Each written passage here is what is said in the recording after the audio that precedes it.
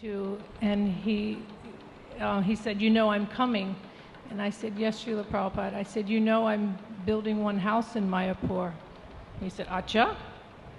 And then he wanted to know every square inch of the house. I said, "Above the Goshala." And that intrigued him even more. It was the first householder house actually to be built. And he wanted to know every room, every room. He asked every square inch, and after every question he said, "The room, they are small." I'd never seen it because I'd been gone for months, and Aviram was making it. And he'd say, "The rooms, they're small." I said, "There's a bedroom, a dressing room, a living room, veranda, a kitchen." And every time I would just go, "Yes, Prabhupada," and then go to the next room. "It is small?" "Yes, Prabhupada." And I kept thinking, "Aviram, if the room's not small, I swear I'm going to kill you. It better be small." So then he goes, "When I come to Mayapur," he said, "I will come see." I said, "Okay, Prabhupada." So then I paid my obeisances and I left. And then the next morning, because I'm also a mercy seeker, as we all are, I still had time to go into Prabhupada's room. I knew he was getting ready to go on his walk. So I went into his room just kind of scanning, like with one of those metal detectors, just where could I find? And so I went into his bedroom, and he had taken that Night Queen to bed with him, and they were all crushed on his pillow. So he slept with the Night Queen. So I scooped up the Night Queen.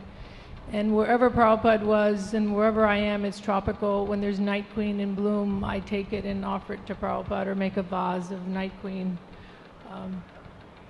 He loved it. So then to jump to Mayapur, there was a policy, and I don't know if it still is the policy, but women were not allowed to go on the morning walks. And if you haven't noticed by now, I have quite of a bold nature. And so I remember the ladies, Vrindavan, Biharini, Krishna Rupa, and Madhuri, they were all on the balcony of the main building. And I told the ladies, "I'm going on the walk." They said, "No, you're not." I said, Prabhupada was going to view it's the first time the long building, he was viewing that. That was the first building that year that was up, so he wanted to go see it.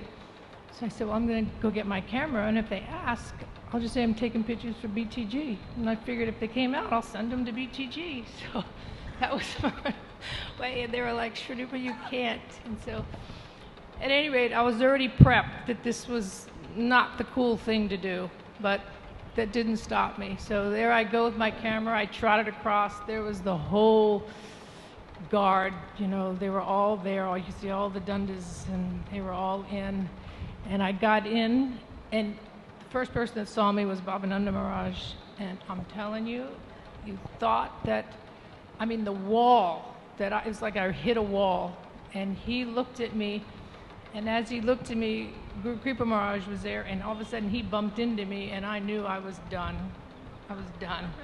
And at that point, I was literally shaking, and somehow or other Prabhupada got a glimpse of me. And from here to where Vishaka is there sitting, Prabhupada started to talk to me. He asked me a question I couldn't hear, and they opened up. It was like the Red Sea just parted. And there was Prabhupada, and there was me. And he started asking me about the house. And then it was just, honestly, I was so nervous I could hardly hear anything he was saying. I was shaking because I knew I was like the unwanted child here. So they closed, and I got the looks, okay, now what to do with her. And Prabhupada took about 3 steps, and he turned again to say something else to me, and they parted. And this time I had to come up to him because I couldn't hear, and I came all the way up to him. And he said, "So?" He said, "I hear you're building one very nice house at the Goshala." And I said, "Yes, Prabhupada." And he said, "You know 1 CL Bajuria?" And I was so glazed over because I was still literally shaking, because to feel so unwanted was a bit intense. And I was staring at him with this vacuous look, and he was looking at me, and he could tell I wasn't getting it. He said, "You know 1 CL Bajuria?" And I kind of went, "No." And he said, "You don't know 1 CL Bajuria?" Because I took Srila Prabhupada. I was living with CL Bajuria, and I brought Prabhupada there as my guest. And Prabhupada preached, and we had a whole program there, and he goes, "You do not know one Sale Bajuriya?" I said, "Oh, yes, Srila Prabhupada." So he says, and he started joking now, and he said, "You know, I went to his house." He said, "I stayed 1 minute." Of course, he was exaggerating. He said, "I stayed 1 minute, and he gave me 5,000 rupees." And I immediately said, "So, Prabhupada, you come? You stayed 2 minutes, I'll give you 10,000 rupees. Prabhupada started laughing. He said, "So you arrange? I will come." So, by then, I thought, I can't do this anymore. So I turned around, took my camera, and I left the walk at that point. But it wasn't without chastisement. I think the next morning, the women were living above where they cooked. And I heard Bhavananda Maharaj at that time really chastising somebody, and so I thought this was going to be some kind of show. I wanted to see this. So I picked my head over the balcony to see who he was yelling at, and then he goes, "And you and your damn camera." And I went, "I'm taking pictures for BTG. And he says, "Who cares about your pictures?" At any rate, that's kind of the Ross. It was brother and sister. It wasn't anything, I didn't take offense. I laughed. And, about 2 months later, he was riding with me in the car. I had my own driver. I was going to Calcutta. And so I was sitting in the front, and he and Jaivataka Maharaj were in the back. And he said, he used to call me Shruti Rupi instead of Shruti Rupa. So he goes, "Hey, Shruti Rupi, how'd your pictures come out?"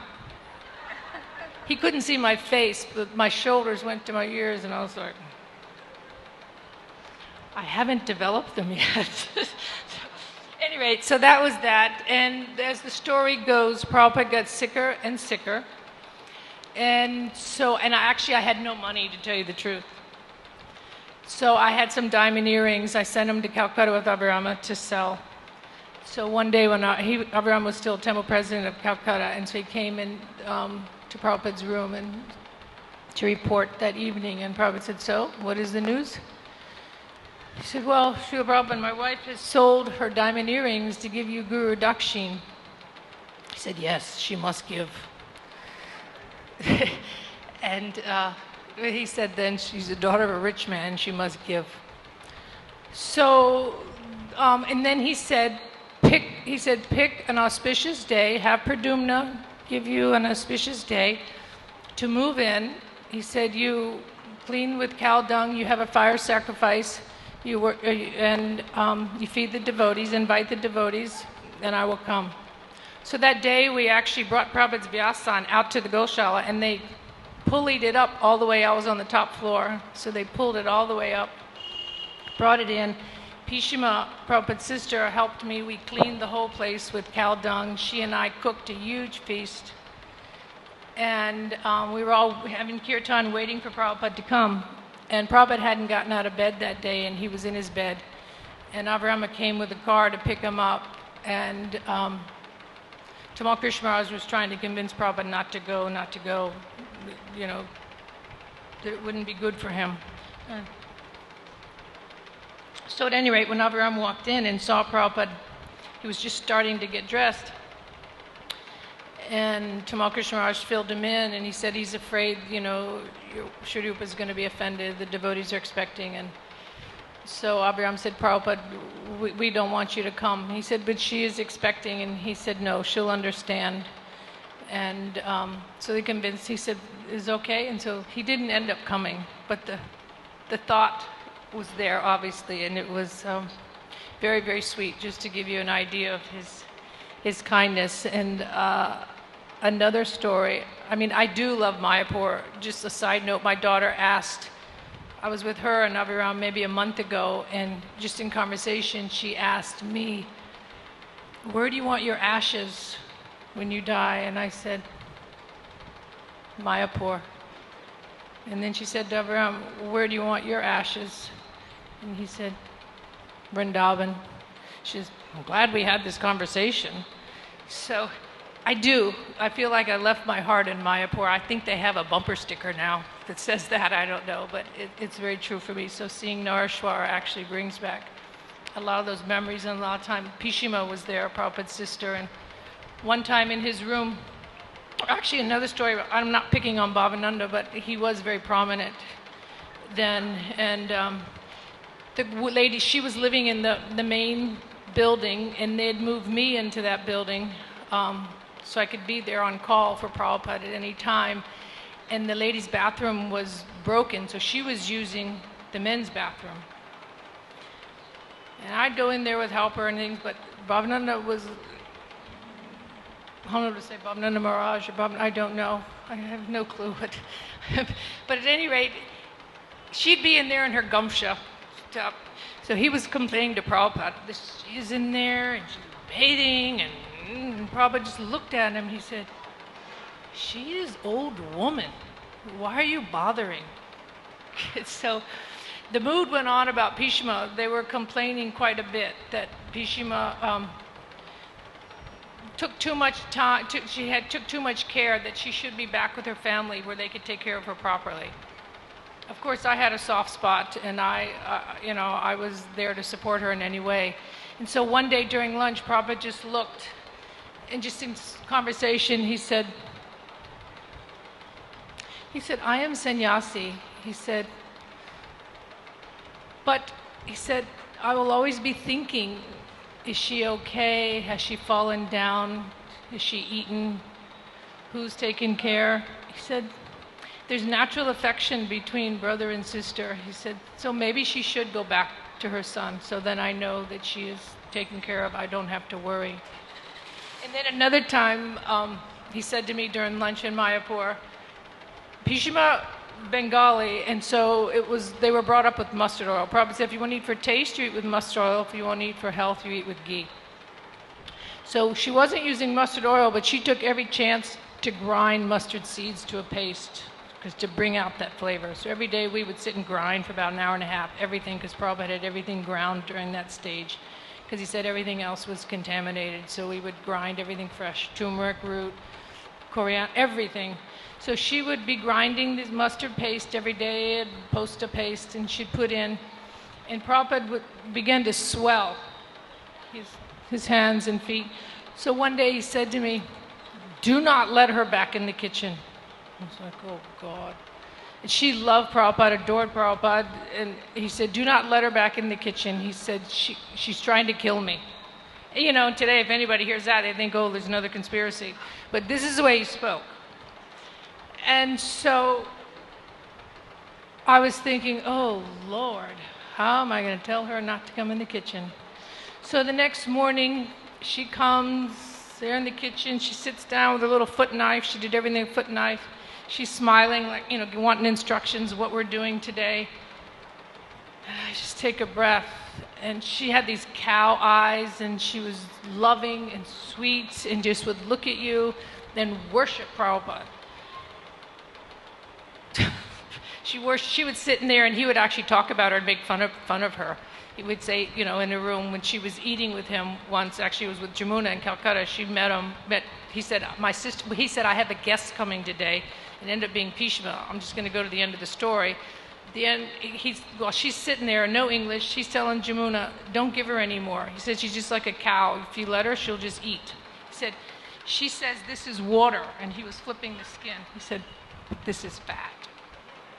So she's just sitting there smiling and laughing, you know, not knowing what's going on. So at any rate, she's sitting there, got her stone, and I'm like, Bhishma, Prabhupada bolo sarsal nay. And she looked at me. I said, nay. And she looked at me like, you've got to be joking me. So I had such a soft spot for her, so I reached into the little spice tin. I literally took one seed. One seed.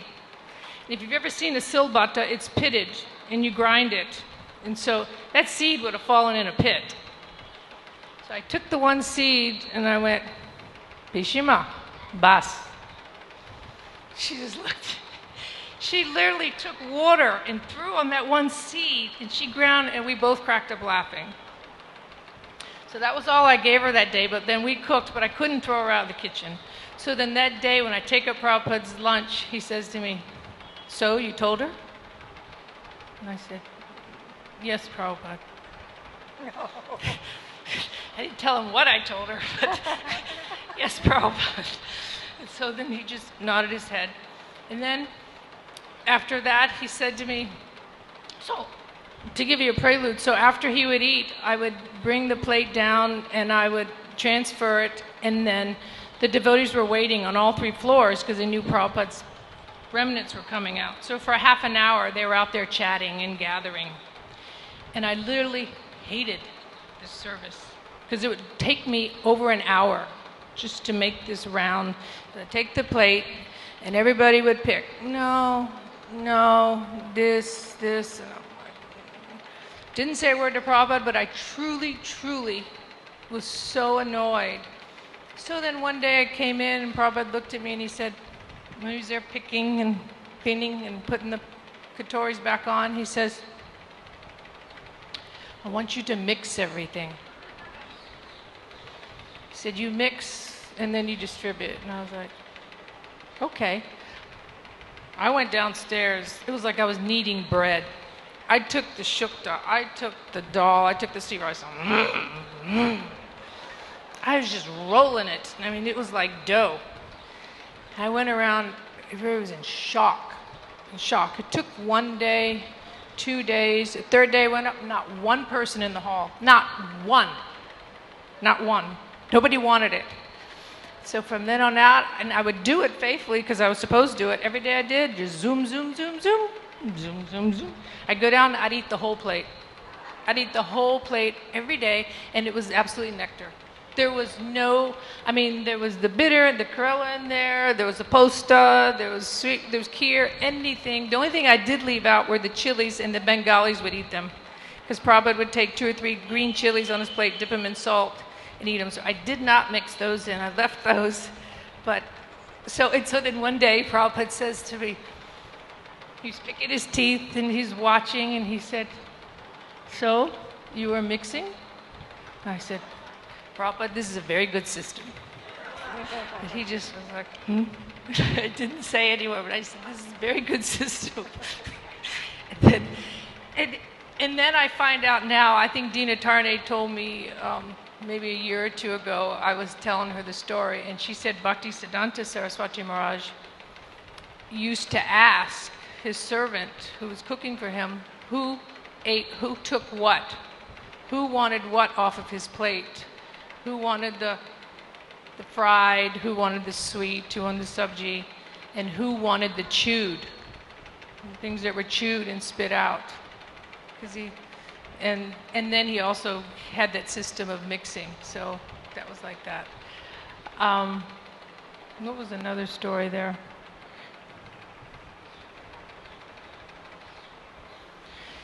There's one that Shruti Kirti wants me to say, but I just can't. And I moved to Calcutta. I'm just going to tell one more. It's quick. When Prabhupada meant 1 o'clock, it was 1 o'clock. If it was 12:30, it was 12:30. So I promise you, it couldn't have been more than 3 minutes after 1. And if you've been to the Calcutta temple, and I haven't been in years, but it has these very large doors on the veranda. And I had the plate, and when I opened the door, Prabhupada was sitting there and he was staring at the door. And as soon as the door opened, he looked at me and he said, you are 3 days late. He said, don't you know when appetite comes, if you do not eat, disease will follow? I mean, I literally was 3 minutes after 1. So the principles that I learned in the kitchen from Prabhupada was quality, purity, do not waste, punctuality, cleanliness. These things were important in every part of doing service for him. And they're things that we can carry into all stages of our service. And it's taught me many, many things, just those simple principles of not wasting, being on time, being clean, seeking out quality and everything. I mean, we would go from village to village or county to county, and here in America, we would go from state to state order, you know. That was very, very important to Prabhupada. So I think Shruti Kirti's here. I'm not quite sure. He's looking at me. So I'll leave it here, and Arundhati, you can give something you want to close with. He's telling, what time is it? 6 o'clock. Okay, well, thank you very much. It was Hare Krishna.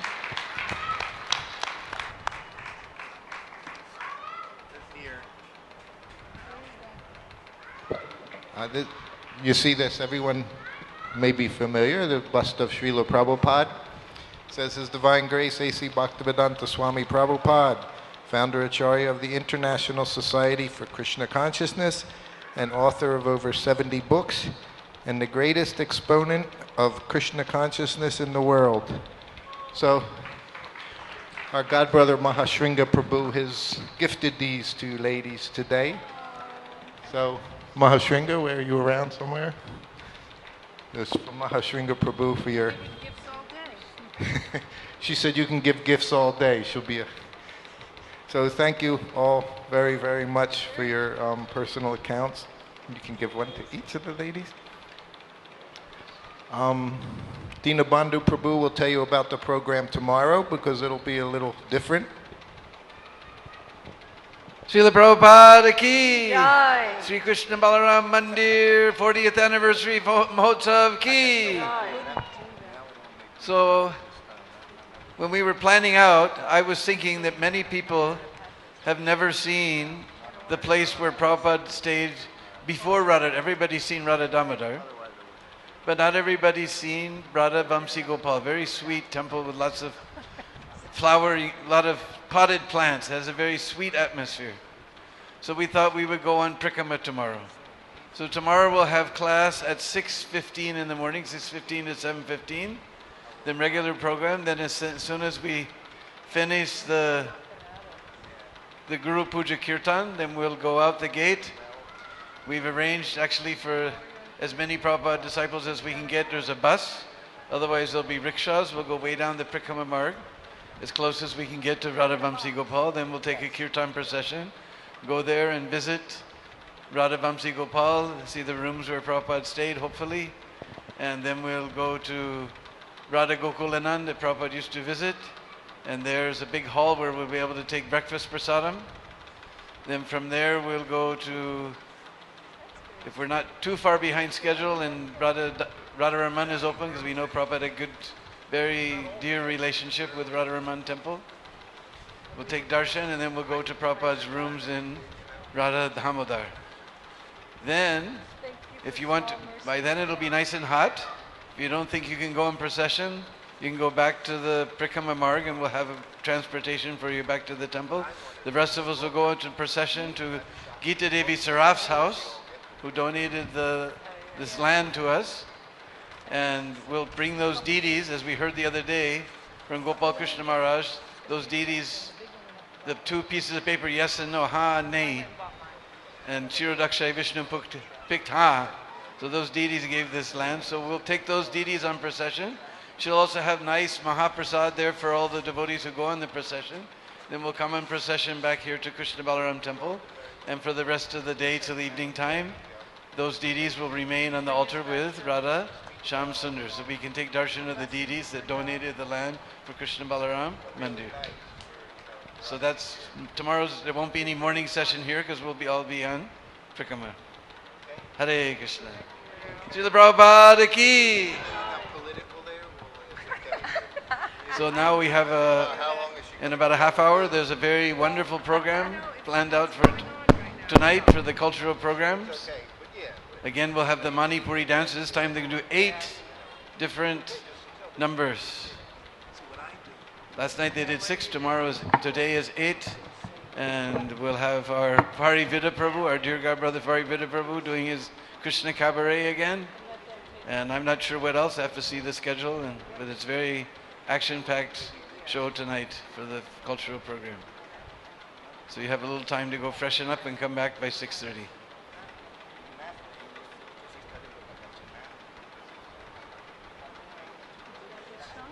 They say they're going to put on a lecture for till 6 to 6:30. So, Hare. Haribo, Haribo, Nitai Gaur, Haribo, Nitai Gaur, Haribo, Haribo, Haribo, Nitai Gaur, Haribo, Haribo, Haribo, Nitai Gaur, Haribo, Haribo. Hare Krishna. So welcome everyone to this afternoon's session of memories of Srila Prabhupada and the opening of Vrindavan Temple and service in Sri Vrindavan Dham. So today we have three of Srila Prabhupada's, as he would often call them, his daughters. Many times when Prabhupada would write a letter, he would start, "My dear daughter." So these are Srila Prabhupada's disciples and daughters. And just here we have, and I know them all through the years off and on, Arundhati Mataji. She met Prabhupada in 1966. Is that what you said? Yes. And joined in Boston Temple 1968. And New York in 1968, I'm sorry. And we had a lot of time together serving Srila Prabhupada personally. She was cooking for him. Even while she had her little son, she was there cooking for Srila Prabhupada. And she also did transcription work from Srila Prabhupada's dictation at nighttime. And I, in fact, remember in 1973, when Srila Prabhupada delivered his Vyas Puja address at Bhaktivedanta Manor, the devotees, of course, were sitting and glorifying Srila Prabhupada, and then he gave a lecture, and in the lecture, Prabhupada mentioned her husband at the time, Prajumna Prabhu, and said how Prajumna had actually done Chaitanya Charitamrita. And then he said, and Arundhati, she has done all of the typing. So the devotees were glorifying their spiritual master, and Srila Prabhupada turned right around and began to glorify his disciples. So Prabhupada also mentioned her in that lecture, so I remember. And then, of course, I remember here in Vrindavan and so many places in India. I was very fortunate because of Shruti Rupa Mataji and Arundhati and Malati and Palika and Jamuna, because they all cooked for Srila Prabhupada when he was in India.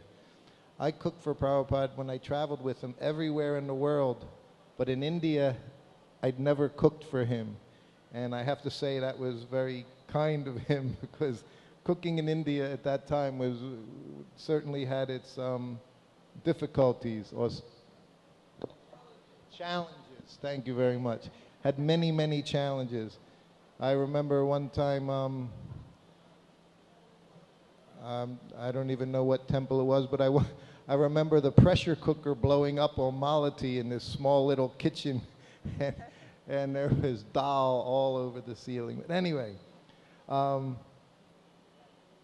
Rupa, she joined in Paris in 1973. And she was a very young girl at that time, and because she had a very auspicious birth and some Lakshmi was available, and the devotees knew it, and they were going to have the installation very soon in Paris, and where Prabhupada traveled from Bhaktivedanta Manor and stayed 1 week in Paris. I was also there at that time. So she went to London, when you said with Balagopal, and there they did shopping for the deities in London. I can't imagine you had to go to London when you were in Paris, but somehow or other. Prabhupada was in London. And Srila Prabhupada was in London. And she walked into the temple. I'll let you tell that story. No. That's your story. And on the end is Vishalini. Vishalini. Vishalini. Did I get it? 3 times the charm. And she also joined 1972 in San Francisco and spent many years here in Vrindavan and had children here and lived here. And of course, now she is with her husband, Gunarnava Prabhu, who we all heard from this morning in class, and together they're a very wonderful team in Krishna consciousness. And I'm very eager to hear from all of you, so please speak for us about Srila Prabhupada and your memories wherever about Prabhupada and here in Vrindavan Dham. So thank you very much. So I think Shruti Rupa, you'll begin? I was going to see who wants to begin. Where to begin? Vishalini? You want me to begin? You want me to begin? Okay. Maybe we should begin and then Why? Okay. First, let me say that we are three ladies here that are not used to public speaking. So we ask you for your kindness, your patience, and we're going to try to. But most of our stories are very personal, so that's the other impediment to speaking in public, because there weren't philosophical instructions. There was kitchen or showed Prabhupada's kindness and his mercy. I truly had no qualification at all to even be cooking, but I had immense desire, and I fell in love with Srila Prabhupada. That was sum total, and he reciprocated with that. When I first actually went to the temple when I was 15, and the first thing, when I sat down, the temple president sat next to me. And he asked me what I liked of the feast, and I pointed out something that I liked, and it was actually chudi noodles, and he told me that Srila Prabhupada had taught him how to make them. So that right there was my very first. And then when 3 years later I joined in Paris when I became of age, at 18, I was then given the fortune, I saw Srila Prabhupada for the first time within the first month of me being a devotee. And when I walked, it was at the manor. And when I walked into the temple room, Prabhupada was singing Jaya Radha Madhava. And before I even sat down, the tears were coming down my face, hearing him sing. And I knew this was where I was supposed to be. And when we returned to Paris, and Prabhupada came shortly afterwards, the temple president then at that time was very kind to me, and he allowed me to make Prabhupada's afternoon fruit juice offering. So straight away I was entering into this mood of the kitchen. And after 6 months or so, I went back to Florida, where I'm from, and met the devotees there, and then moved into the temple there. And I think within months, it was actually Shruta Kirti, and then Prabhupada came to Miami, and I was allowed to do those same things. So this became a constant prayer for me that, even in my chanting, I would only focus on wanting to serve Prabhupada personally. So then the next year, then I went to Mayapur Festival in '74. I tried to get into the kitchen, but Nandarani wouldn't let me in. And then the next year I came to Vrindavan in '75. I came here for the 4 months of Chatur Mas, and Prabhupada was here, and Davi Shakti Prabhu.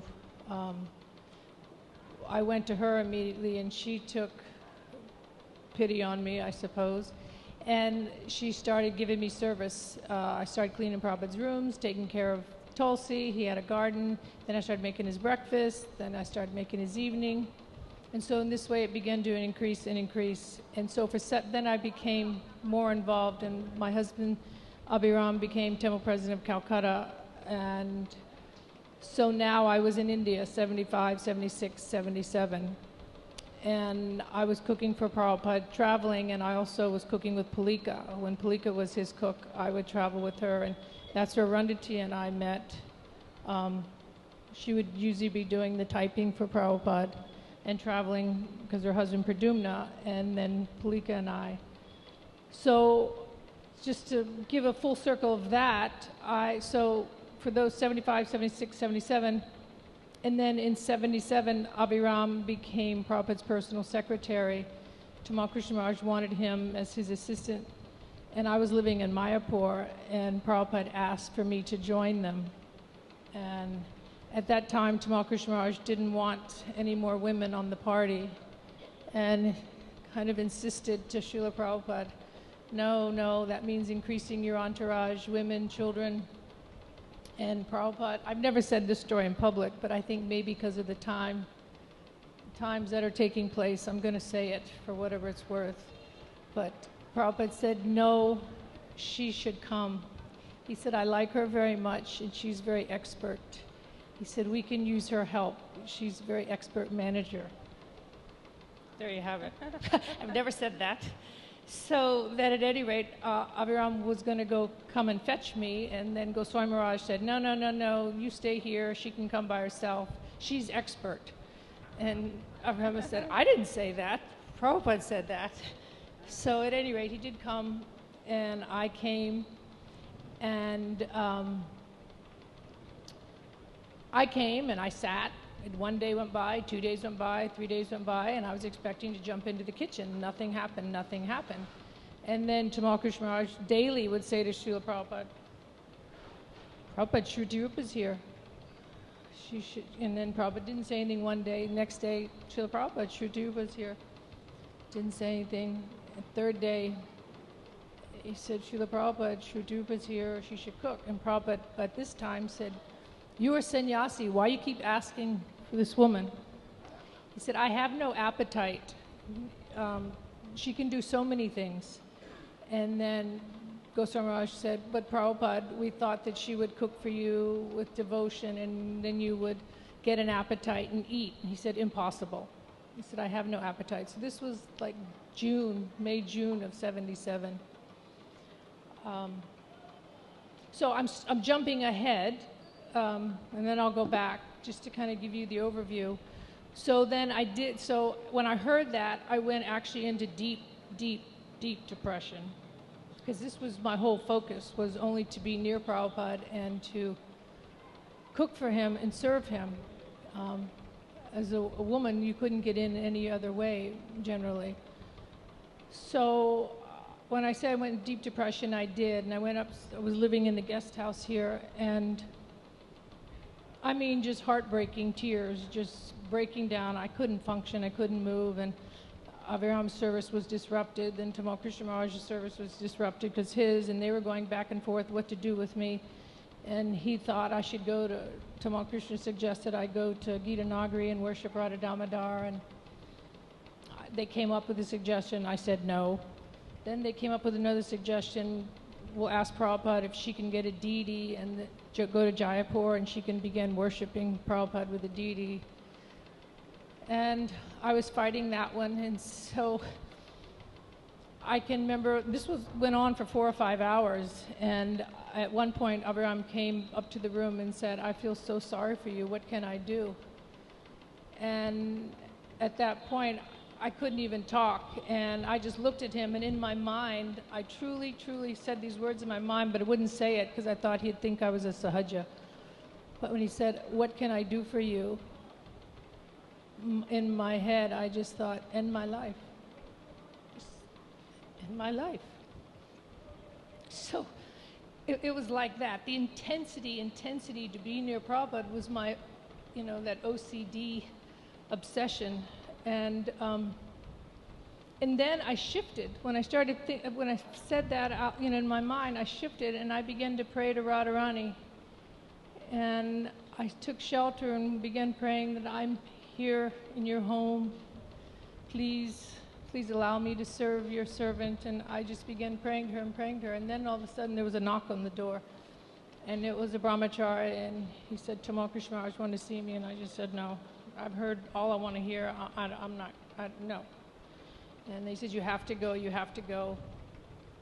So I went down, and I literally looked like I'd been beat with a baseball bat. I'd been crying all day. So I had my sari all the way over my face. I mean, you can tell I'm a rather emotional person here. So I went downstairs thinking, I don't want to hear anything. And so I sat there with my head down, and he started speaking, and he said, Srila Prabhupada is calling for you, and he says he wants to test you. I didn't hear what he said. And then he started preaching to me about what Prabhupada wanted. And all of a sudden, I lifted up my sari and I said, "What did you say?" He said, "Prabhupada said he wants to test you, and he wants you to make Singara and Kachori, and he wants it in 45 minutes." So then he started preaching to me how this is the most important service, that Prabhupada hadn't eaten anything in weeks, and to get him to have an appetite and make, he just started preaching and preaching, and I just looked at him and I said, "Maharaj, I don't have time for this. I got to go." Because I knew the kachoris took over 30 minutes, so at any rate, I wanted to get to the kitchen. So went up to the Didi kitchen. I think Bhakti Charu was down in Prabhupada's kitchen, and Bibhu Chaitanya helped me make the coal buckets. So between the two of us, he worked with me and made them. When Prabhupada said, 45 minutes, it didn't mean 47. It didn't mean you had to be exactly on time. That was one of the kitchen principles that you learn very quickly in Prabhupada's service. So Bhakti Charu Maharaj came up and handed him the plate. He went down. 5 minutes later, he came back up, said, "Srila Prabhupada wants to know what's in them."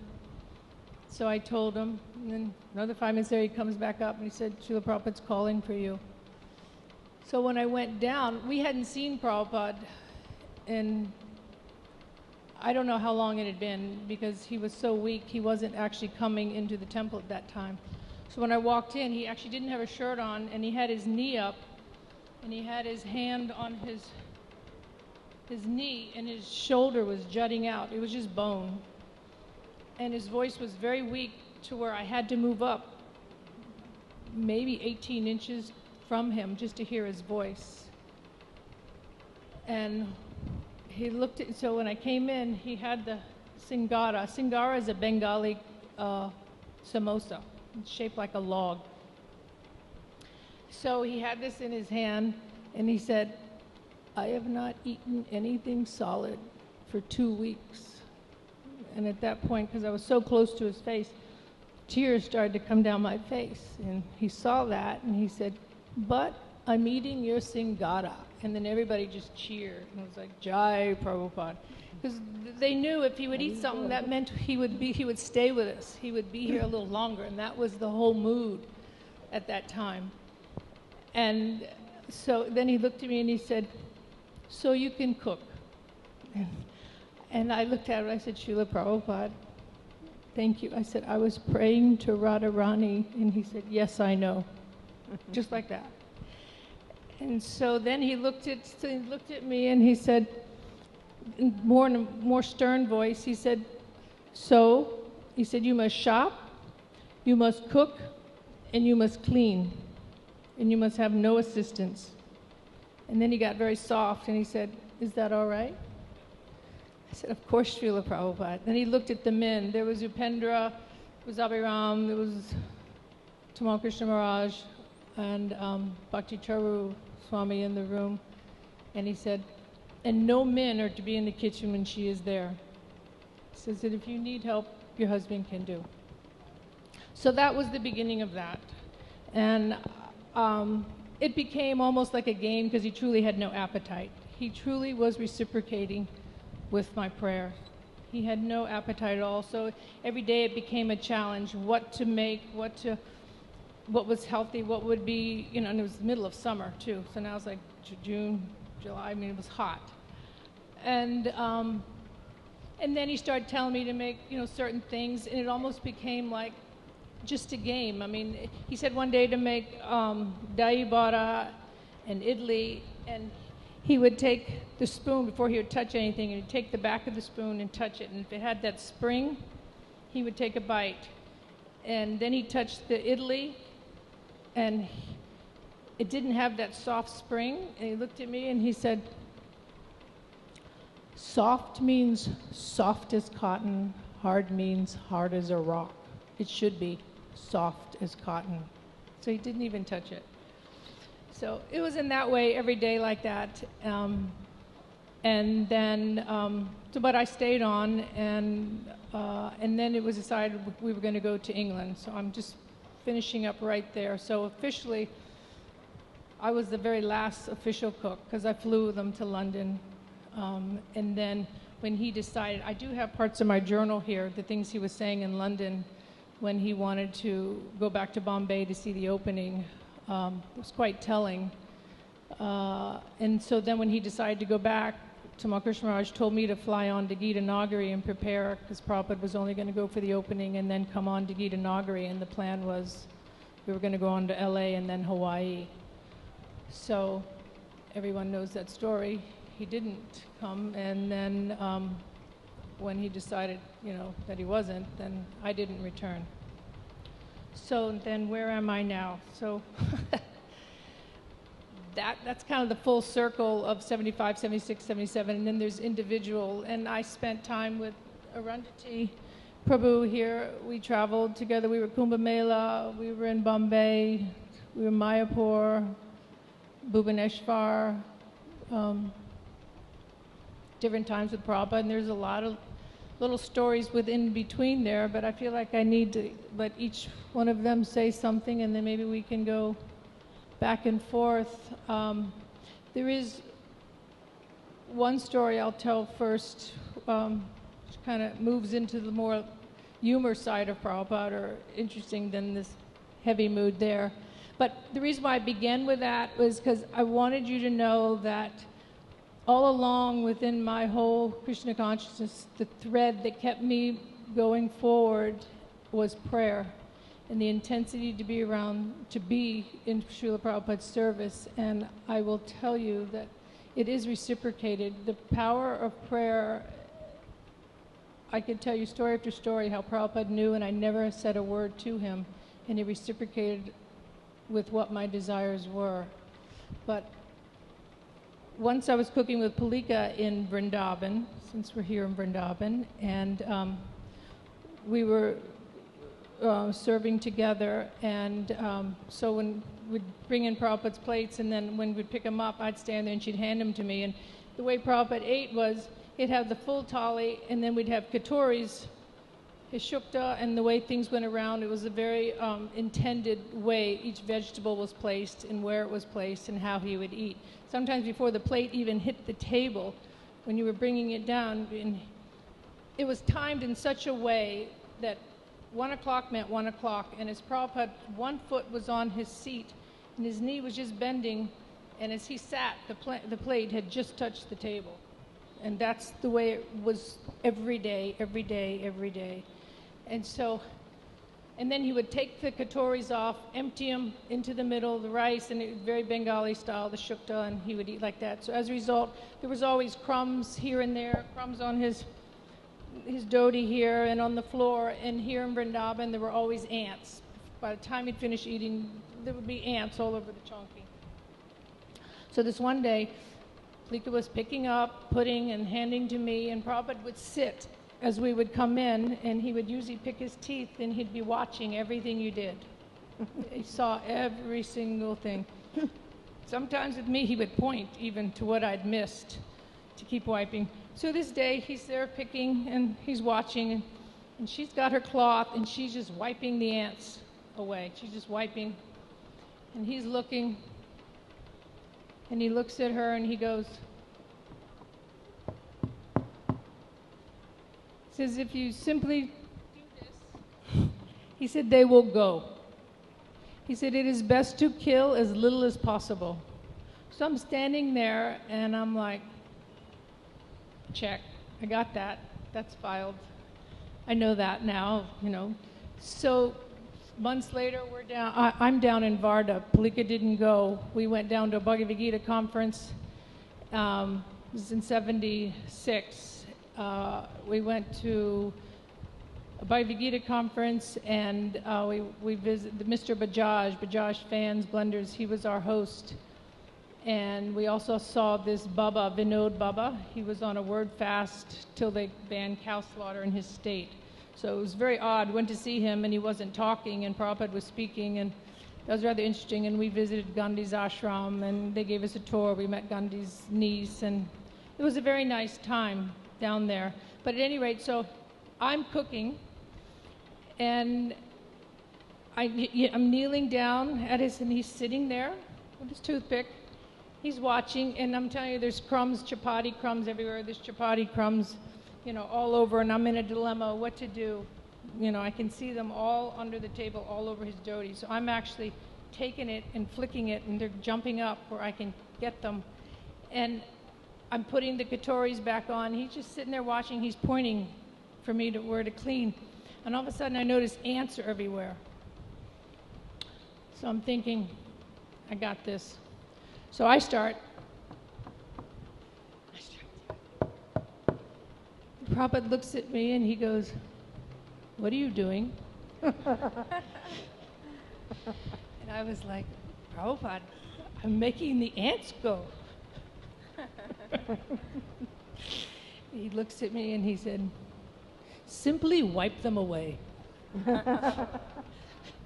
So I just looked at him, just looked down and just started wiping them. And afterwards I was thinking, it's my pride. My pride got me. I thought I had this.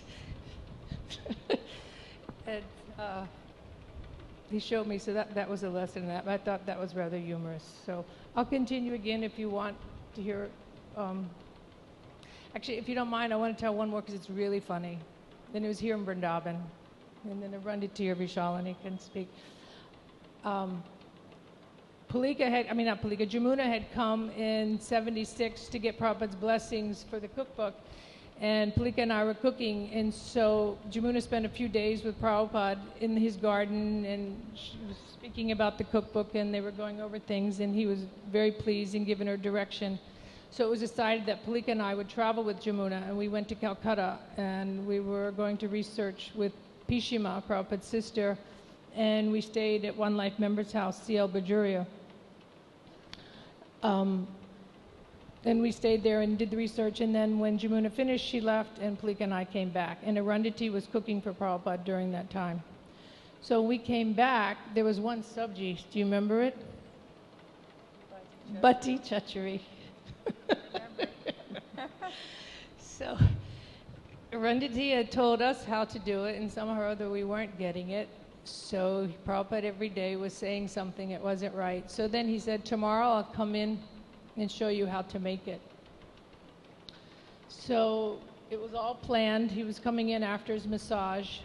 So the door opened right at that time. I had everything cut, ready for him, and we had the 2 burners going there and all the spices set up, the pot.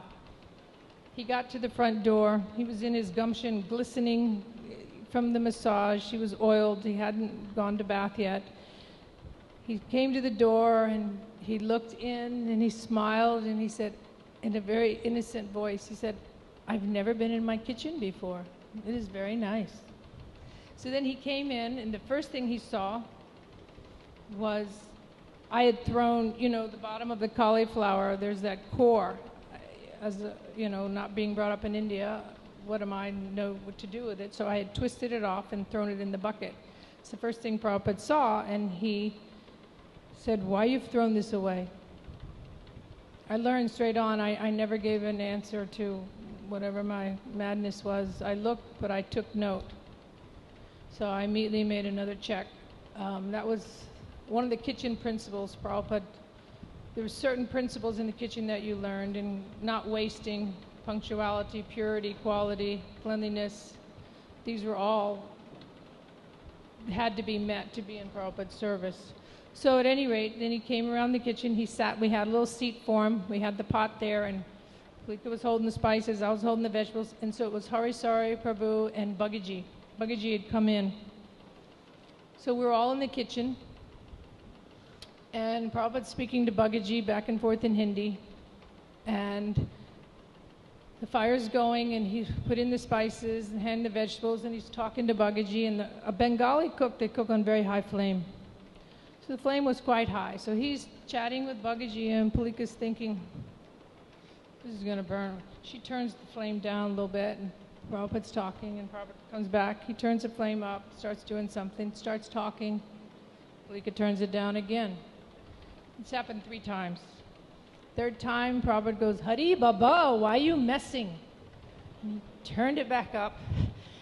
And the whole trick to this preparation was that it burns. it burns on the bottom, and it starts. He described this sound. Do you know the sound? Remember the sound? It was this sound of sizzling, and there were Punjabi buddies. These very big, hot black buddies were in this. You don't stir it. There's a crust on the bottom, and at the end you do this. So then he looked at Bhagaji and he said, "So simple, still they cannot do." and then he turns to Bhagaji and he said, "I can make on these 2 burners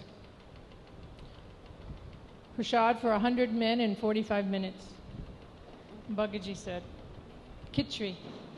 Prabhupada said, "No, full prasad." And Bhagaji said, "Impossible." And Prabhupada looked at him and said, "I'll bet you 1 lakh of rupees." And then Bhagaji started to laugh. He said, "Prabhupada, whatever I have, you'll take anyway." So that was that. And then Prabhupada got up and then went out. So we did sort out that vegetable. So who would like to say something?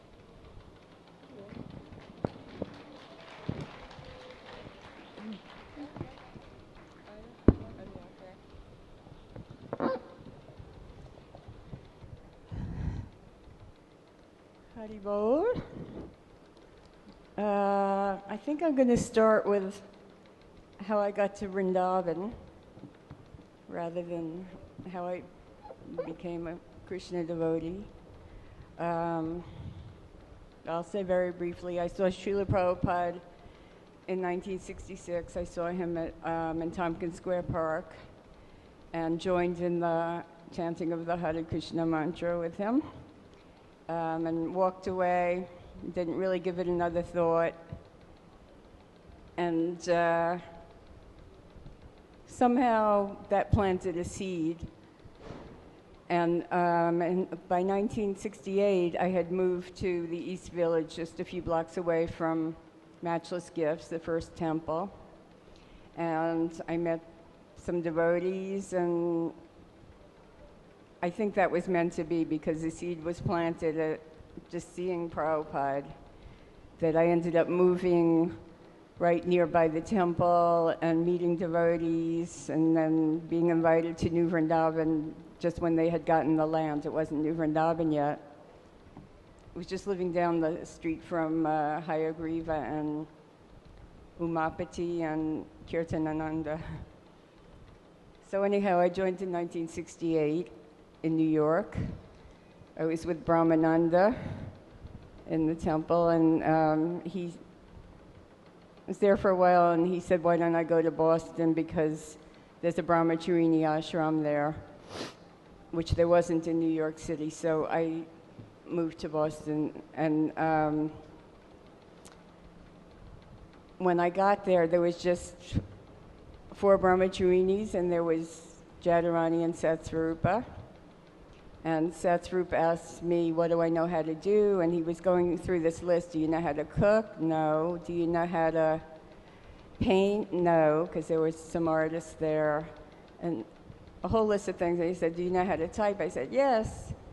And so I was immediately put to work on Prabhupada's books. And that was a great blessing that I got to do throughout the time that Srila Prabhupada was here on the planet in different capacities, either just typing edited versions or typing on the first composer machine that we had, and eventually transcribing his tapes. So Pradyumna and I, we were actually supposed to go to Vrindavan in 1971, and we were on our way to Vrindavan with a whole group that was going at that time. And we got as far as Berry Place, and somehow things didn't work out. So things weren't working out so well with me and him, and I ended up going back to the States, and he ended up going to India. Prabhupada wrote a letter to me. This was in 1972, and he said, "Your husband is with me now, and he will remain with me always to help me with the Sanskrit on my books. So it was kind of a shock when I got that letter. Eventually it turned into a blessing. And so whenever Prabhupada, since Pradyumna was, from that point on, he was traveling with Prabhupada. And so whenever they would come to the States, I would always go wherever they are. So I would see both Prabhupada and Pradyumna. And so eventually, in 1974, Srila Prabhupada came to New Dwarka, Los Angeles. And I was not doing very well at the time. And Prabhupada asked Pradyumna, "How is your wife?" And he said, "She's not doing so well, Prabhupada.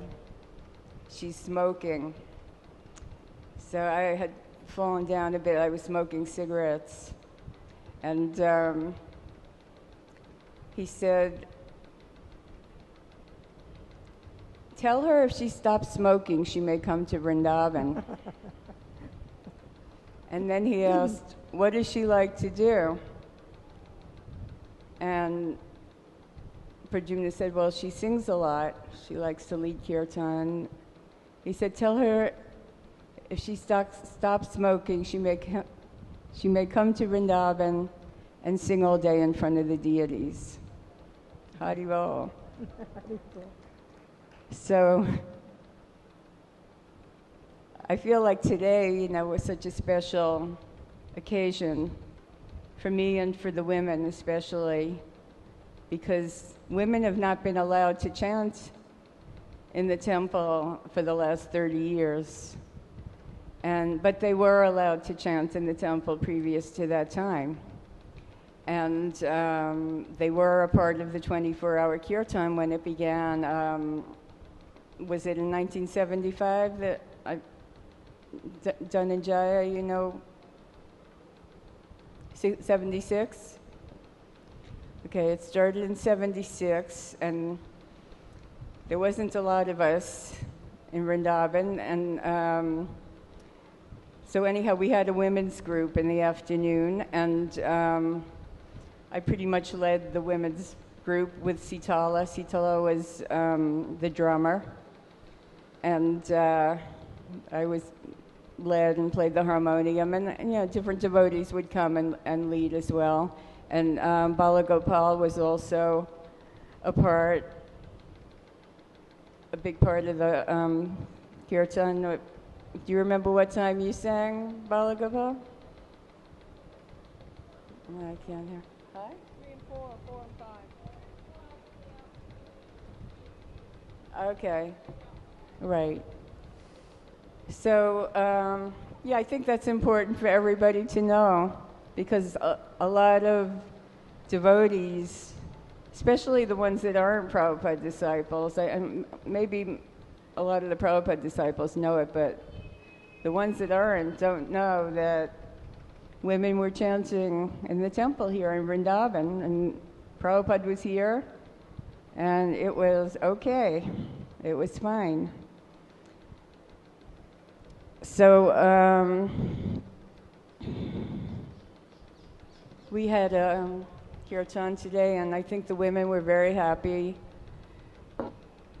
to chant in the temple after all this time. It was history in the making after all these years that we could do that. And hopefully it will happen some more by Srila Prabhupada's mercy and desire.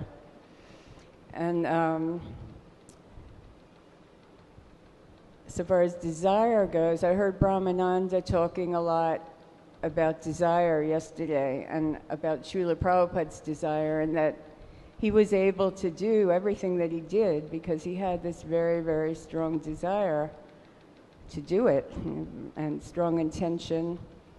And Sri Rupa was also just talking about desire, and I have some stories of where I had some very intense desire to serve Srila Prabhupada in a certain way, and it manifested. The first one in 1976, I went to see Srila Prabhupada in Mayapur. At this point, I had been living in Vrindavan since 74 with a few little breaks here and there. And so 76, during the Gaura Purnima festival, I went to Mayapur. And I went up to Darshan in Srila Prabhupada's room, and I handed him a poem that I had written for him. And it was in the form of I'm not sure, I think it might be called an acrostic, but I'm not sure. But it said something down the left-hand side of the page. And then it was a poem starting with the letter of each word that it said. So it said, "All glories to Srila Prabhupada" down the left-hand side of the page. And then there was a poem. And he read it, and he appreciated it. And at that time, I said to him, "Srila Prabhupada, I wish that I could be with you always. I wish that I could go with you wherever you go and serve you." And he didn't actually say anything, but he acknowledged the sentiment. And then after that, we ended up in Los Angeles. I went back to Los Angeles to see my son, who was in the Gurukula, and Prabhupada also went to Los Angeles. At that time, I complained about the Gurukula. I thought my son should have learned how to read by then. He had been in the Gurukula 2 years. So I complained to Pradyumna, and Pradyumna told Prabhupada, you know, Arundhati says Aniruddha hasn't learned how to read. So Prabhupada said, well, tell her she can take him out of the Gurukula and teach him herself. So that's what I did. I took him out, and I got a book called Let's Read, and I started teaching him. And then shortly after that, we all went to New York for the New York Ratha Yatra. Srila Prabhupada went there, and I went there with my son. And at that time, my very strong desire manifest, because Radha Ballabha, who was one of the people in charge of ISKCON Press, he came up to me one day and he said, Srila Prabhupada is inviting you onto his entourage. He wants to do a lot of translation work, and he wants somebody to be there to immediately transcribe the tapes. So he's asking you to do that. And he said Aniruddha can come too. So he invited us both on to his party. And it was a party to be with Srila Prabhupada. It was very difficult in some ways, but it was very wonderful to be with him. So that was one very, very strong desire I had, and that was manifest. So I was mostly at that time transcribing wherever we went, and I was teaching Aniruddha how to read. And then we went to a few places on the East Coast, and then we went to London, and we went to Paris, New Mayapur, and we went to Tehran, and then we went to India. And then we were traveling all around India. So once we got to India, somebody had arranged for Palika to come to cook for Prabhupada, because there had been a lot of different people cooking for him. And I'm not sure what his secretary at the time or his personal servant arranged that Palika come and cook for him. And so she was traveling around with us, and at a certain point, this was my other strong desire, I thought, oh, how wonderful it would be to cook for Srila Prabhupada. It was just a thought, you know. I had learned how to cook at that point, because I didn't know how to cook anything when I joined. But, you know, I had done a fair amount of cooking at that point for deity cooking, and some cooking for devotees. So anyhow, I had this thought, and then within a few weeks, Palika got eczema on her hands.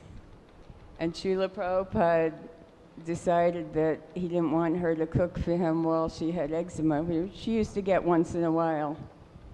So he said, train Arundhati up to cook for me. So I got my desire fulfilled at that time. So I cooked for some time then and had all kinds of wonderful experiences just serving Prabhupada and just the different things that he would say, you know, about the prasadam. And generally he was pleased.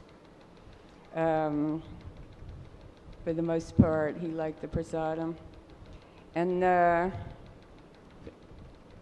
in different ways, I got more time to cook for him because we got to Vrindavan, and as Shruti Rupa mentioned before,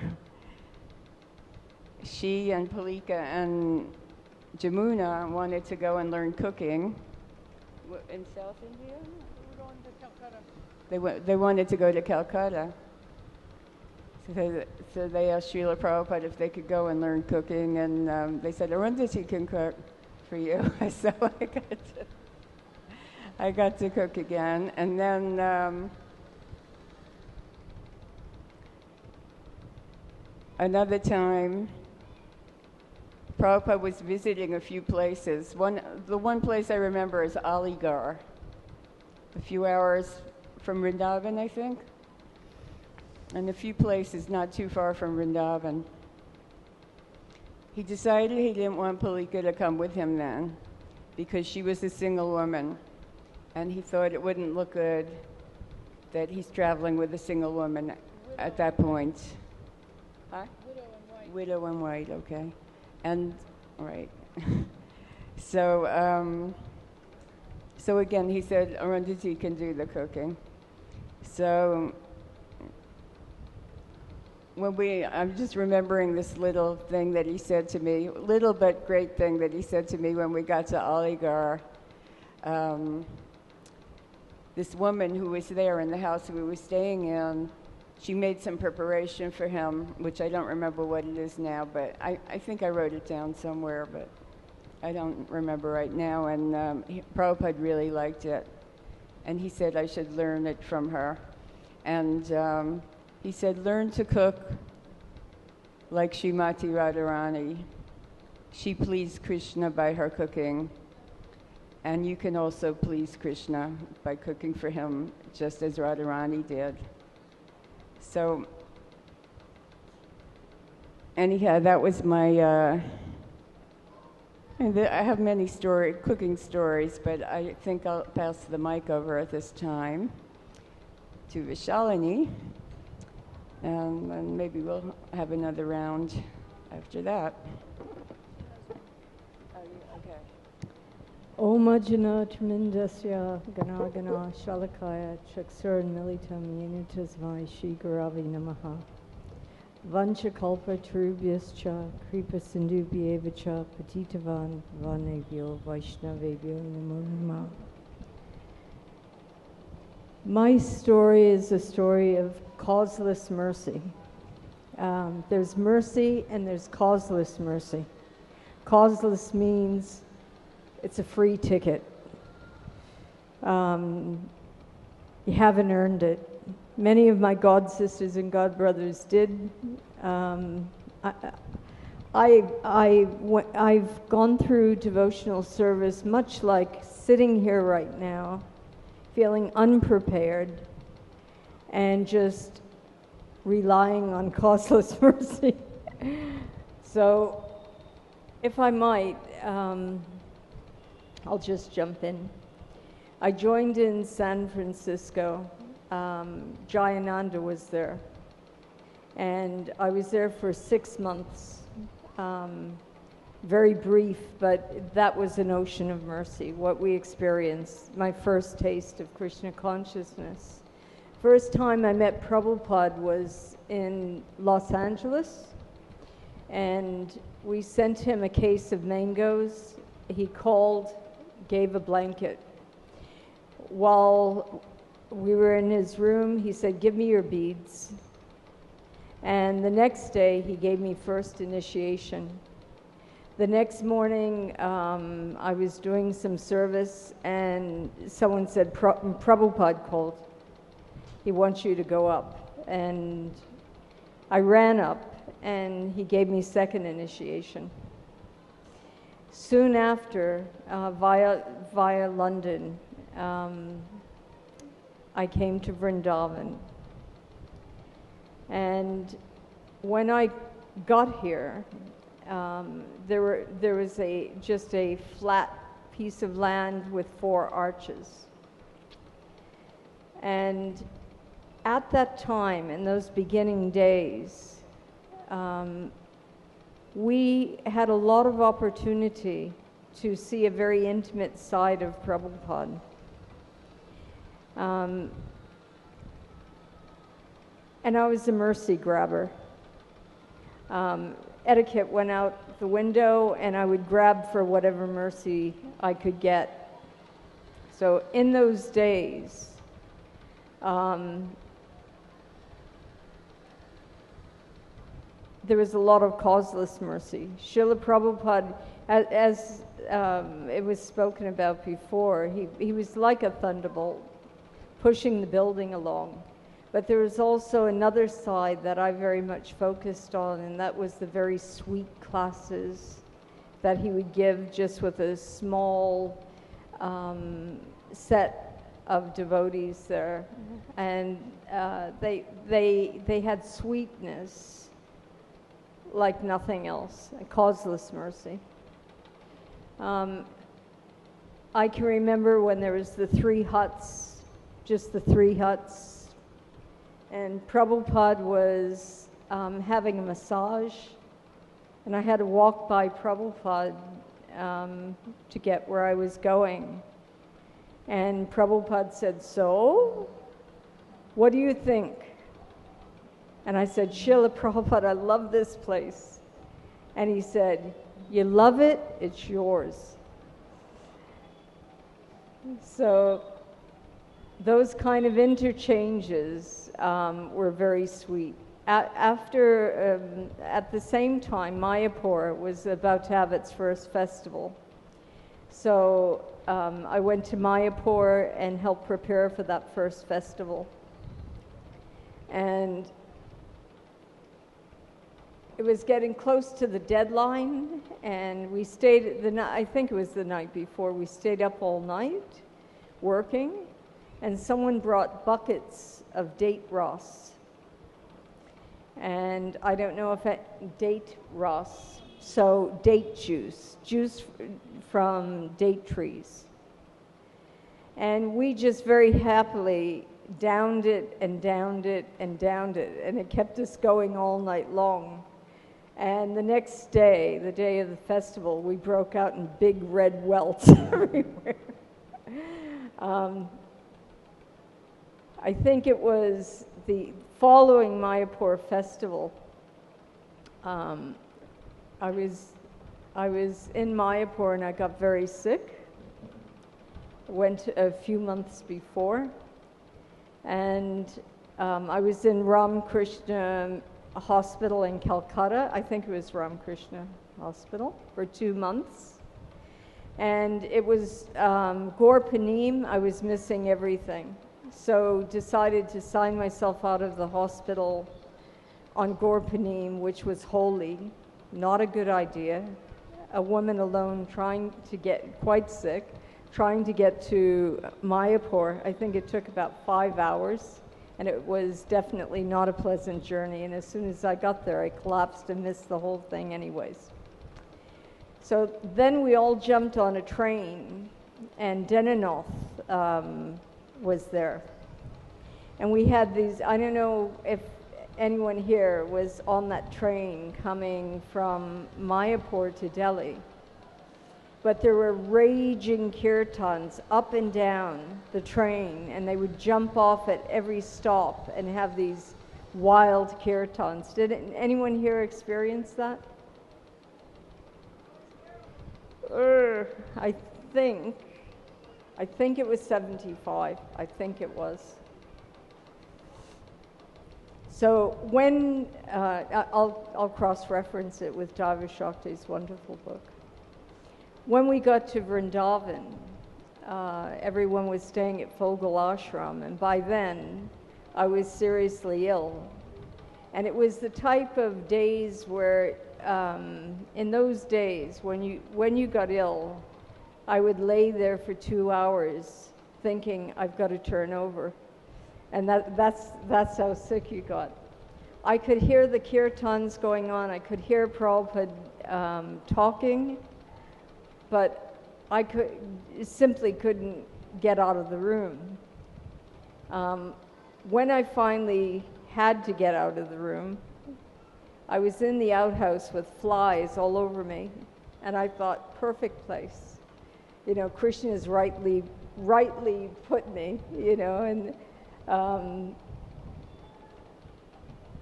so I did miss that festival in that room, and Prabhupada was about to leave.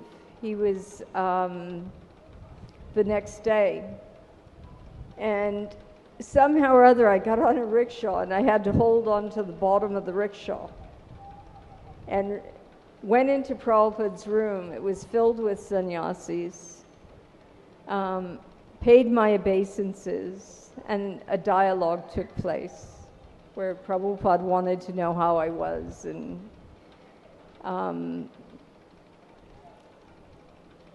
it was answered back, oh, she's really sick, she's going to die, she's going to die. And as I was getting up from paying obeisances, and this causeless mercy, Prabhupada said, in the mood that Shruti Kirti said, how he would reciprocate with his disciples. He said, as I was getting up, he said, you are Radharani. And there was a buzz in the room. What did he say? You know, and he said, "You are Radharani. Radharani is maidservant of Radharani. You're a maidservant of Radharani. You are Radharani." He was in that playful mood. Soon after that, I got really well. But that's again causeless mercy. In those days, if I can,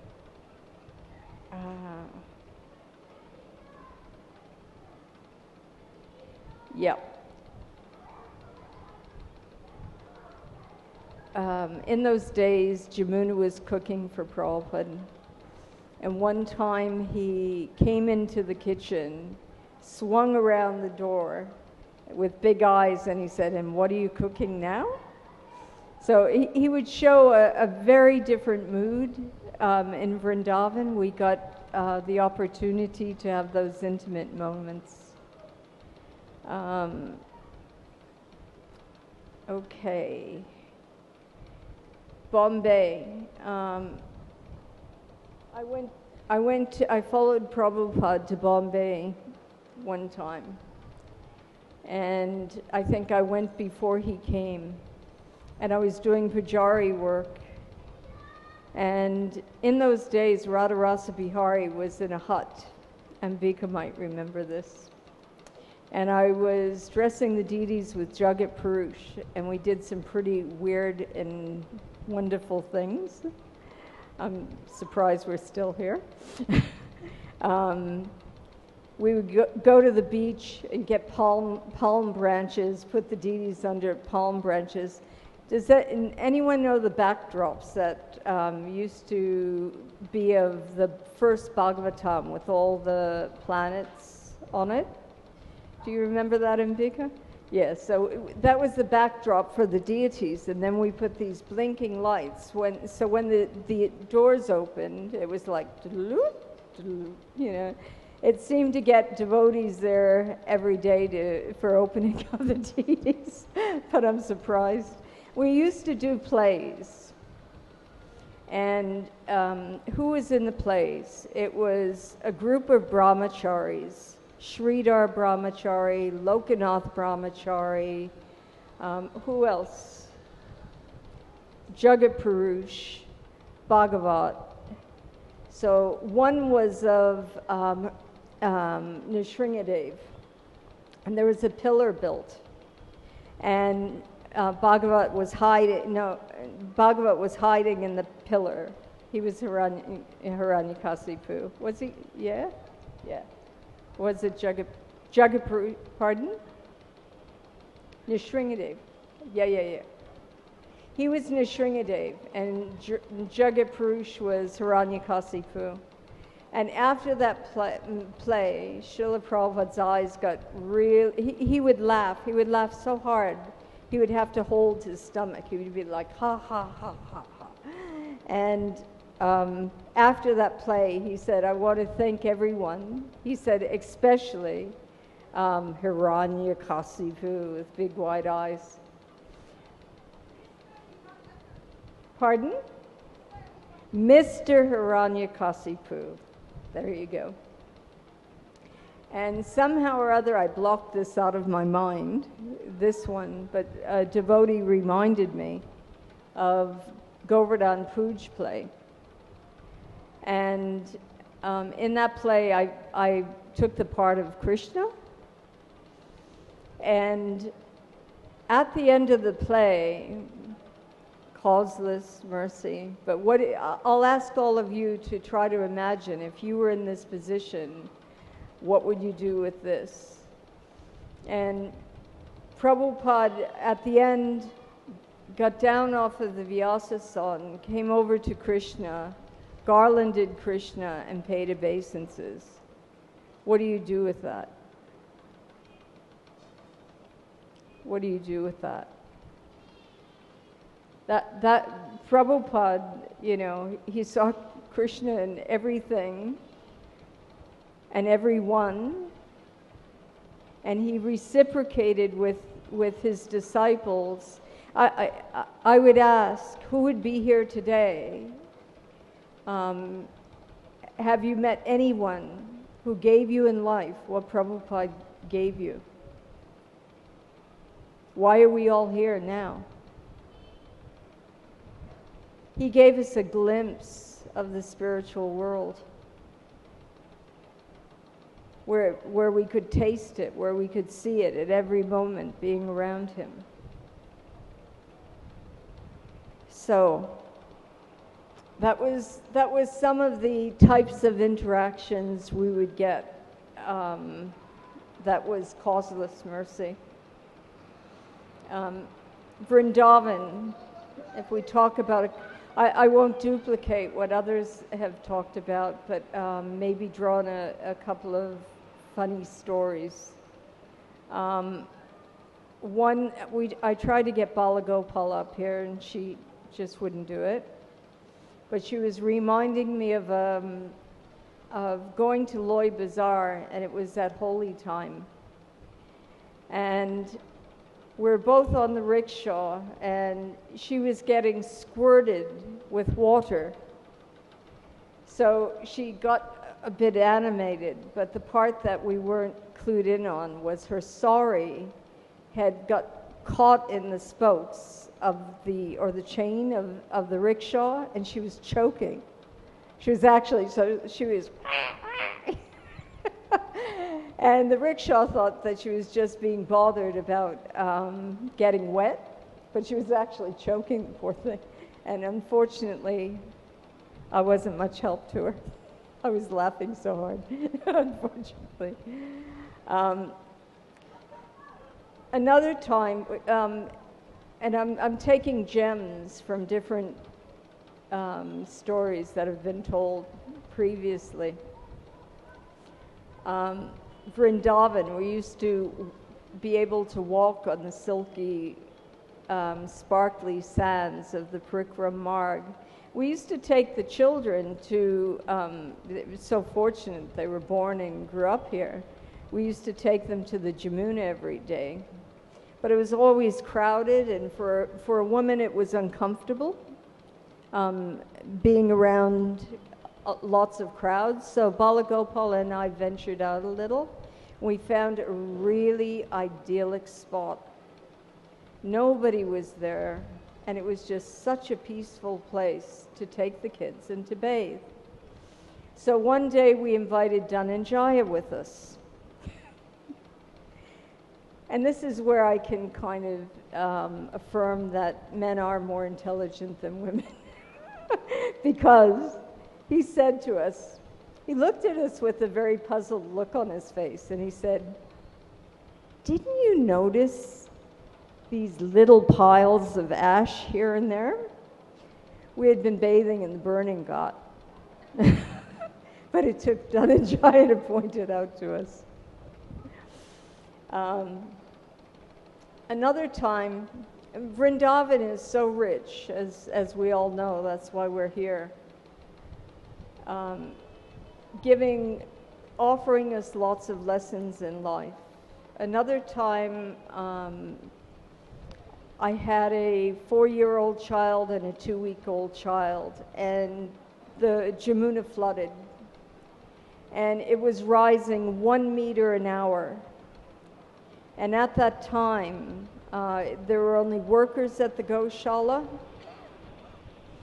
and I didn't know what to save first. And I ran out to see how much more had the water rose. My knees were knocking, my teeth were chattering, I was shaking.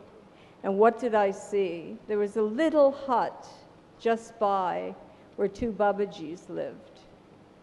Now, the water had completely filled the hut. Only the roof remained. They had their pot, spoon, their scripture, their book stand, and another piece of cloth, and maybe their chapels. And what were they doing? They were diving into the water and saying, "Kitna kripa hamara paas hai." They were saying, how fortunate am I that the holy river Jamuna has washed our home. And at that moment, I took a very deep breath, and all the stress left. And I could just hear, if you don't have a lot, you can't lose a lot.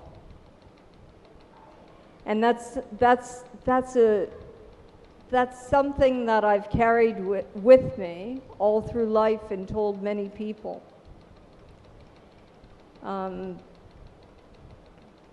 Vrindavan was filled with lessons. Another lesson. Okay. So I had 3 children in Vrindavan, so in a 5-year period, which kept me occupied. And when I was just about to give birth to the last child, 3 weeks before, my 2-year-old child, Radharani Chanda, died from cerebral malaria. So in this festival, I was talking to one devotee, and he was saying, "Oh, we were young. Really, the philosophy didn't sink in too much at the time." And I thought, losing a child and then having to give birth 3 weeks later is not an easy feat, and it's very rich with learning. But it was the philosophy that Prabhupada gave, and it was the sensitivity, the love, and the depth of my god sisters and god brothers that carried me through that amazingly. So that's the potency, that's the test. Times of crisis or real critical times, this philosophy makes us immune to whatever can happen. And that's the riches that Prabhupada gave, even at a young age. That's the potency of it.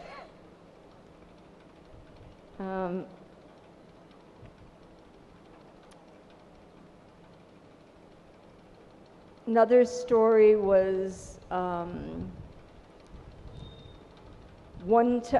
did quite a few things at different portfolios. Basically, just whatever was needed, I did. There was a time when I cooked for the Gurukula school and used to take a tunga to Mathura, and the sabji wala we had was really giving us very poor quality and taking the money. So we tried to get it back into our hands and get some very nice things going for the Gurukul school. So during that time, while I was at the sabji market, and Vrindavan again, it was someone's livelihood, and he virtually threatened my life if I continued with it. But I did anyways, and I'm still here. And a wonderful story is I was in New Zealand just a few years back, and this very tall Indian gentleman came up to me, and he was smiling, and he said, "You don't recognize me, do you?" And he was one of those Gurukula boys, and he told me the story that one day I was sick, and because I wasn't cooking, all the boys went up to the Gurukula and started banging instruments. So that's the richness of what we were able to engage in. No qualifications, but Prabhupada gave us opportunities, early 20s, twice, meeting Indira Gandhi and giving books, meeting ministers to get grants. No qualifications except for the mercy of Guru. In those days,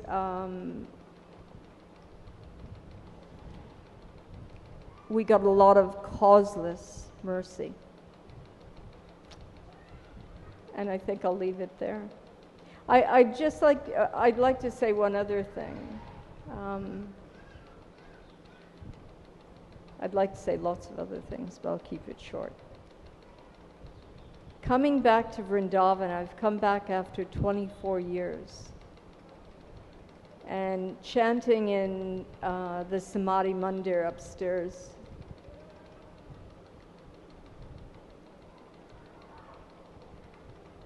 Has been such an experience.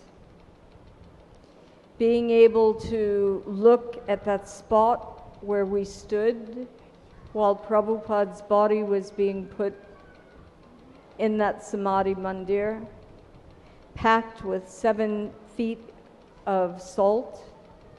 And by the way, one day we saw bags and bags of salt being delivered before Prabhupada left. He arranged his own Samadhi ceremony. He planned for it. And getting to experience the all-night kirtan with Prabhupada on the Vyasasana. Coming back to Vrindavan and being able to chant in that Samadhi Mandir, knowing his body is there. Coming back to Vrindavan and seeing it animated in a way that I could never, and I know Sarabi was saying the same thing last night, could never dream. Hearing Prabhupada's name being chanted in all the shops. I've never felt that Prabhupada is left. I've never felt that. Have you? Never felt it. But I feel his presence so strong here. And I feel him directing everything. The opportunity to be in Vrindavan Dham, and I want to thank Sarabi. I was looking at every design in that Samadhi Mandir. Just such an offering of love. I want to thank all the devotees who have stayed in Vrindavan all these years, serving under the most difficult circumstances, all of you. And particularly Daiva Shakti, 42, 43 years in Vrindavan. Something I should have done, something that Prabhupada time again, both with my husband and myself, said, stay in Vrindavan, never leave Vrindavan. I took a detour. But I thank those devotees who stayed, and I pray for their blessings that we can return. And I thank all of you for this opportunity, for your association. In Guru Das's words, you are a family, and a family that can't be replaced. So, Jai, thank you very much.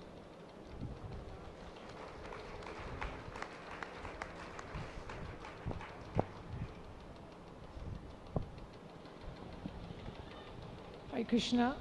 I'm not sure where to begin, from London, or I'm looking at some Mayapur Vasis here, and I'm getting inspired from that time in Mayapur. There's a story I think you might enjoy.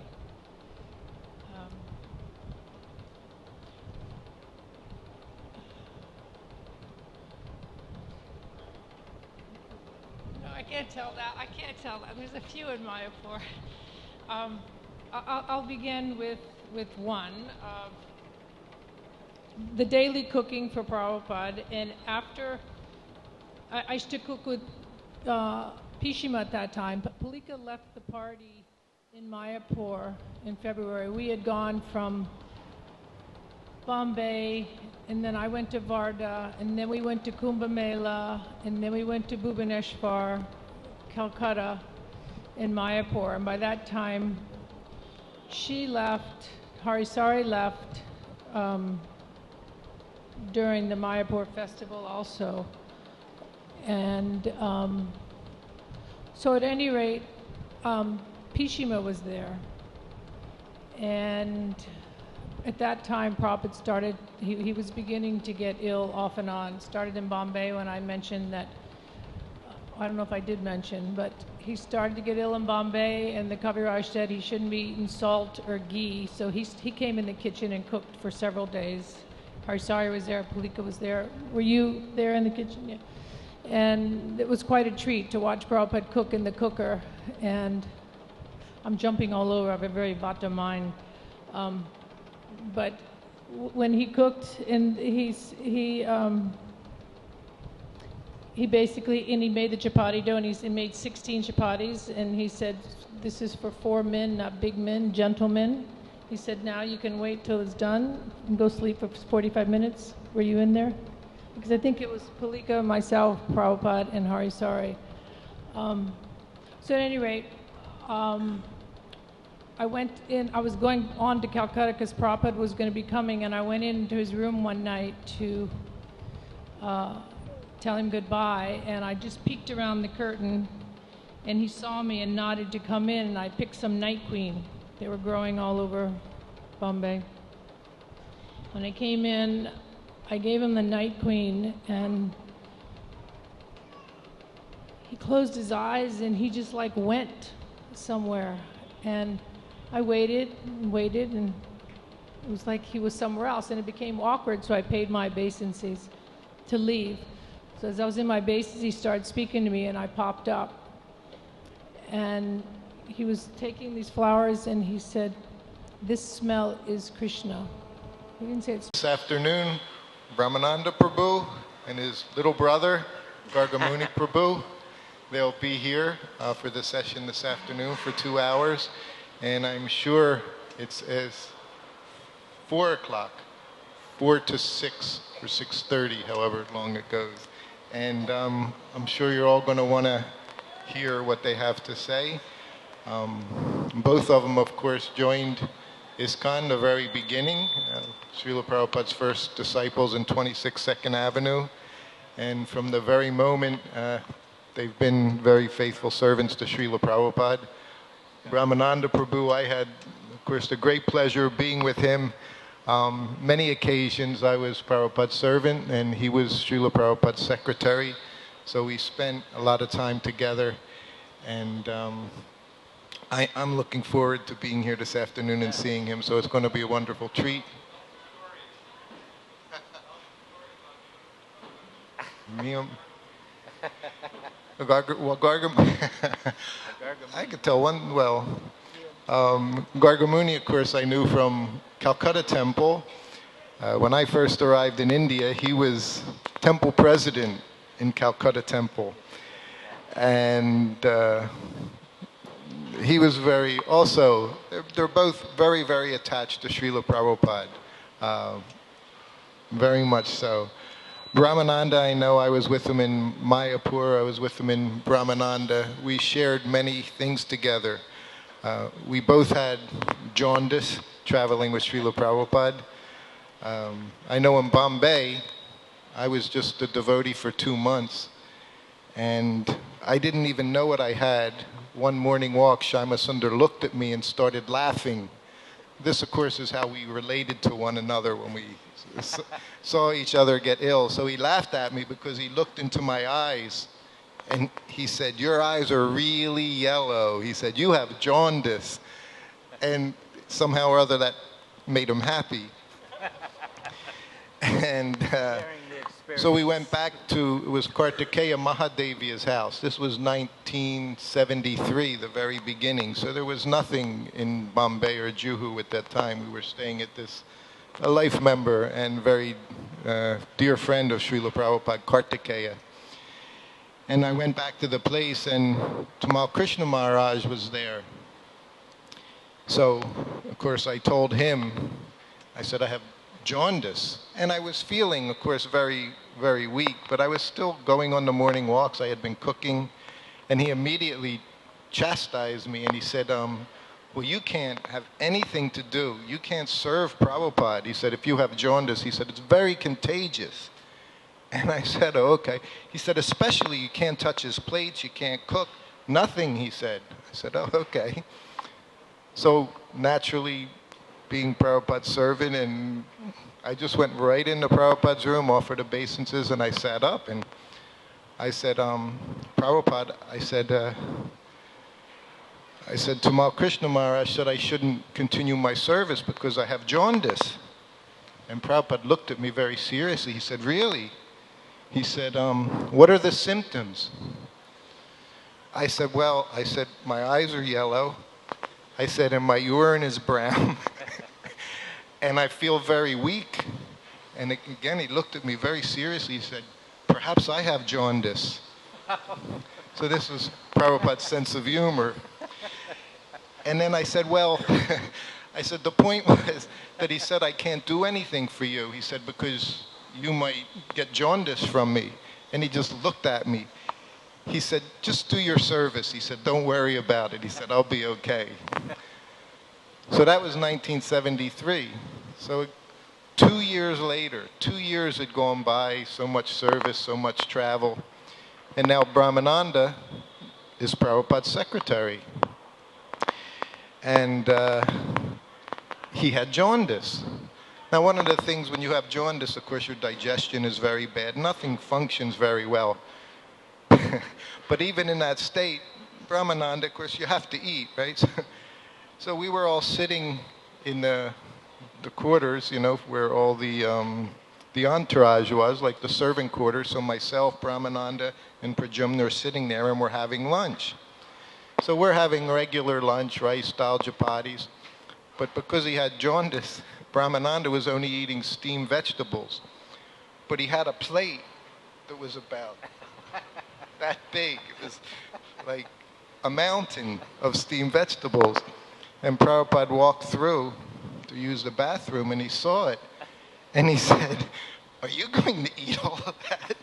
And Brahmananda went, yes, Prabhupada. He said, okay. He said, as long as you're going to eat all of it, he said, that's okay. And then he went to the bathroom.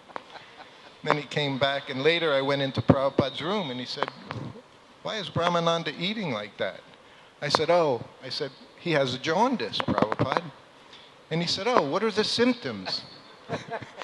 And me, with no memory of what happened yesterday, what to speak of 2 years ago, I run down the symptoms. And I said, his eyes are yellow. I said, he's very weak. His digestion is bad. His urine is brown. And Prabhupada looks at me very seriously and says, perhaps I have jaundice. When I was with him, just before we went to Bombay, I went to India and for the first month was in Vrindavan. And it was just ecstasy. And after that month, it kind of went downhill. My health, I had malaria, and that was my first illness. And that was in Ahmedabad. And I was very sick for the first time, what I considered the first time in my life. I was 20 years old. And malaria is very debilitating, to say the least. And they took care of me there. They were also life members, and it was my first time. They brought a homeopathic doctor in. So right away, he gave me those little white sugar pills, and they gave me a bed to sleep in, and Prabhupada would come in, see how I was. So that went on for a few days. So then I started to feel healthy. And I was massaging Prabhupada one day, and I said, Prabhupada, I said, I've never been so sick. And he said, really? I said, yes. I said, I've always felt very healthy. I said, but I was so sick, Prabhupada. And he said, that's very wonderful. He said, our normal condition is we're diseased. He said, to be healthy, he said, that's very rare. He said, disease, he said, that's normal condition. But then as most things, when Prabhupada said it, you could, depending on your consciousness, you could take it on very simple level or very profound level. Because of course, we're always diseased. If we're in this body and we think we're this body, that's our disease, skin disease. So Prabhupada would say something and you could think, well, it's very simple. But it wasn't. It was also instructive. But this was the way it was to be with Srila Prabhupada. When does this? Okay. Does anyone else want to add anything? I'm sure all of you have been ill while you were here in Vrindavan. Daiva Shakti Mataji, she would tell you. The serving quarters is now what's just behind Prabhupada's sitting room, where they have display on the shelves, Prabhupada items. In 1974, 1975, that was the serving quarters. And Prabhupada would walk through there to use the bathroom. And somehow or other, like, there was a special mosquito that just liked to live there, and it carried malaria. So every time we would go to Vrindavan, I would get malaria in that room. Because we never used mosquito nets, because we were transcendental. And the one time I was really suffering, and I had malaria, and there were no doctors, there was no one to assist you, and even I was lying on the floor. It was lunchtime, practically, and they all just kind of hands in their mouths and they're looking up. He said, call a doctor. He said, get him a doctor. He said, and bring a bed so he can lie down on a bed. Then he turned, and Palika was in the kitchen area. He said, Palika, make him a Nimbu Pani. He said, take care of him. And I'm lying there going, yay. Thank you, Prabhupada. So these were the ecstasy, some of the other sides, when you were here in Vrindavan, besides all the service that was going on. It was performing this service under very difficult conditions. We had no bottled water everyone was passing around. Whatever water was available, you would drink it, Yeah, salty, very nice. And, but somehow or other, Prabhupada managed everything, and he really did take care of us. And it was the one thing, and I was telling Panchagoda, just like this festival, the first festival, one of the things I saw Prabhupada stress was taking care of the guests. Take very nice care of the guest. And he was telling, because he called all his GBCs to come, they were the managers, Jayatirtha and Bhavananda, and the different ones. He put them in charge. They were like temple commander, the head cook, the head pujari. They wanted to oversee. So Bhavananda, he oversaw the cleaning because that was his expertise. Everything first class clean, Paka. But then Prabhupada was stressing everyone that come, they must have a nice place to stay. And he said, nice prasadam. And he said, cow's milk. He said, everyone attending, he said, they should all get cow's milk. And then he stressed, not buffalo milk. He said, cow's milk. He said, everyone needs to get cow's milk every day. So in this way, Prabhupada set the standard, not just for first-class worship of the deity and first-class temple, but it was first-class Vaishnava care, taking care of everyone that attended. So hopefully, all of you here who are living here, you help in taking care of all the guests so that everyone feels comfortable, everyone is cared for, and everyone wants to return to Vrindavan. So again, please come this afternoon, every morning and afternoon to attend these seminars, the remembrances by all the devotees. So thank you very, very much. We'll see you then. Hare Krishna. Srila Prabhupada Ki Jai. Thank you.